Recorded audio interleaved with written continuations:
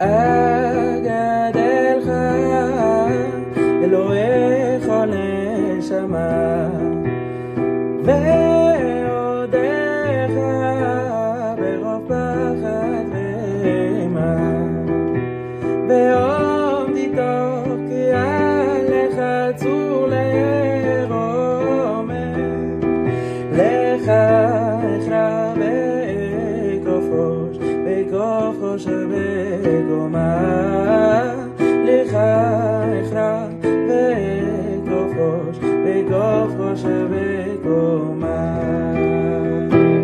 Cette semaine, la Zmira de Haggadah, une Zmira que l'on doit à un Rav d'origine espagnole du XIIe siècle, Rabbi Avraham Ibn Ezra, autrement connu pour avoir rédigé une Zmira extrêmement célèbre autour de la table du Shabbat, la Zmira de Ki Eshmera Shabbat, dont nous avons précédemment parlé lors du premier épisode de la Zmira et son histoire auquel je vous laisse vous référer. Rabbi Avraham, gigantesque poète, excellent érudit, a rédigé un commentaire du texte de la Torah littéral qu'il a intitulé le Sefer Hayashar, le livre de la rectitude, qui permet de mieux comprendre d'un point de vue objectif et clair le texte de la Torah.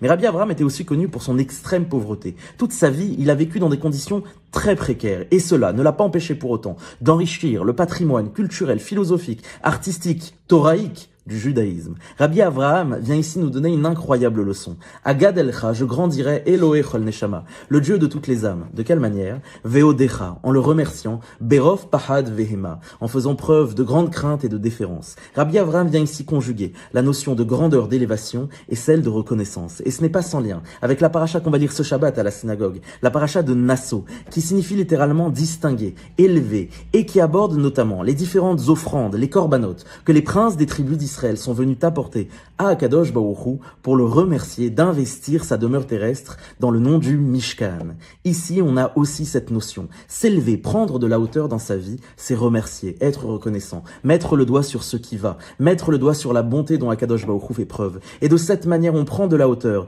vis-à-vis des inquiétudes, vis-à-vis peut-être des soucis qui paraissent insignifiants à l'égard de toute la bonté dont Akadosh Baruch Hu nous fait preuve. Et qui de mieux placé que Rabbi Avraham, qui a vécu dans une extrême pauvreté et qui pour autant ne l'a pas empêché de remercier Akadosh Baruch Hu à travers son investissement dans la Torah. Que Be'ezrat Hashem on puisse se saisir de cette idée-là. Et je souhaitais dédier cette Zmira à ma maman, dont c'est la Zmira préférée.